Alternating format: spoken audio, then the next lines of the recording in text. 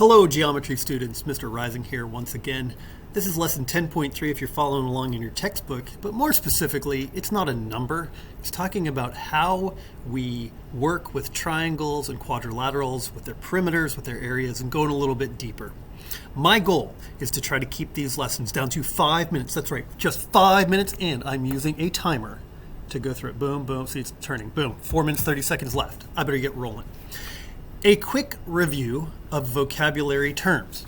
When we talk about bases of a figure, actually, if it works, there we go. Your base, of course, is the bottom. So let me highlight my bases.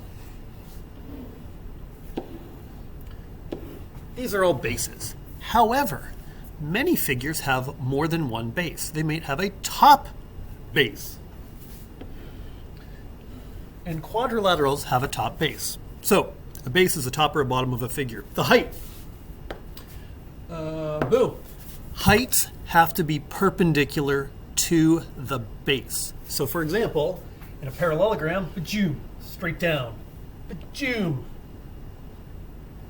In a, brain, trapezoid, straight down. In a triangle, straight down to the base. In an obtuse triangle, the altitude or the height, altitude and height are essentially the same thing, can occur outside the figure. And last but not least, diagonals. Of course, diagonals. Let me just change the color. We're going to go blue. Diagonals. There are no diagonals in a triangle. Isn't that cool? But in other figures, diagonals run like that. Again, diagonals connect non-adjacent vertices. Okay, just a little review about vocabulary. It's pretty important. Now, the big idea that we're trying to do in this chapter and the rest of the year is you've learned all this geometry, theoretical stuff, but now what we're trying to do is say, hey, wait a minute. We're going to apply it. You've got some trig behind you. You are going to solve and quantify and do really cool stuff. The first part, theorem, lesson, thing that we need to talk about is area addition. And really, it's just like segment addition. So for example, if I had a line, and from here to here was 2 units, and from here to here was 7 units, the entire thing would be 9 units, right? That's called segment addition. It also works with angles.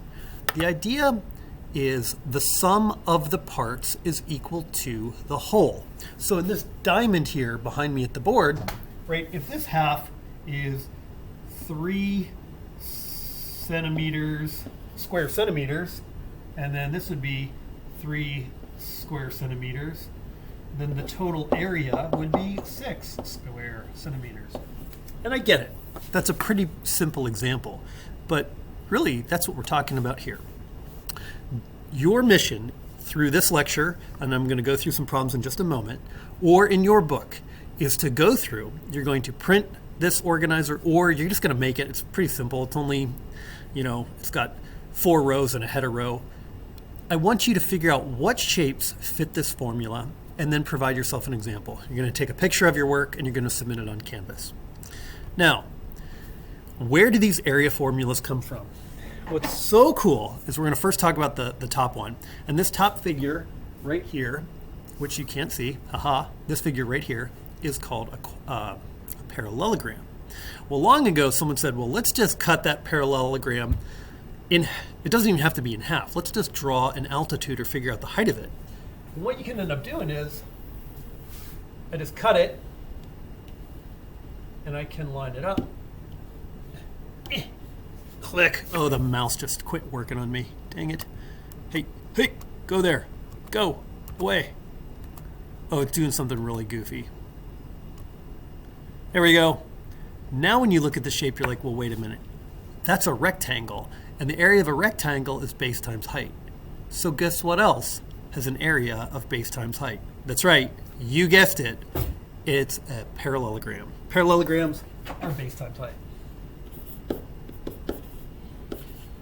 And remember, a rectangle is a parallelogram. A square is a parallelogram.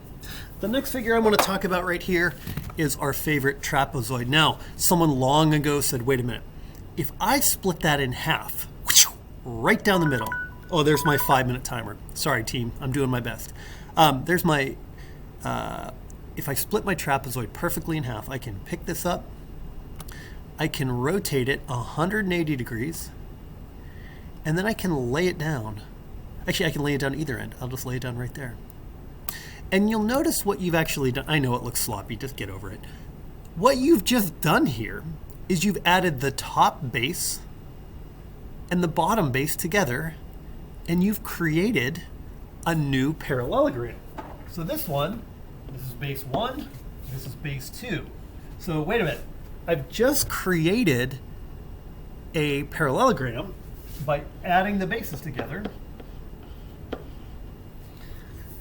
And if I could just multiply that by the height of it, well then I would have the area, except I did something goofy. What I did was I cut the height in half.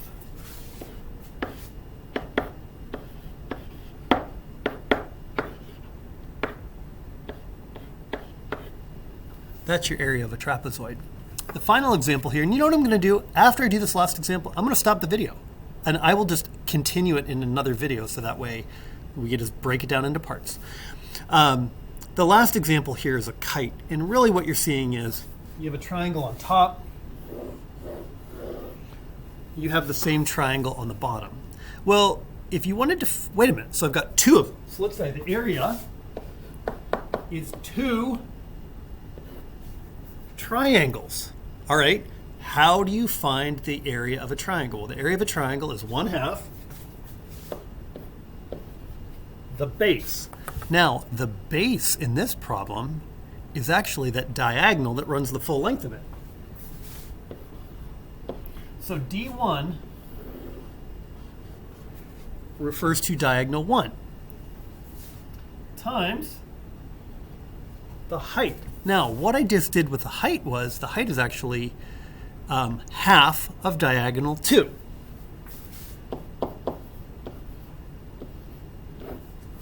Okay, now all we need to do is just clean this up a little bit. Half times a half is a quarter. 2 times a quarter times D1 times D2, and that ends up being area 1/2 D1 D2. That is it. I'm going to stop there. It's 7 minutes. I just tend to go too long. In my next video, I'll go through some examples of how to apply these formulas.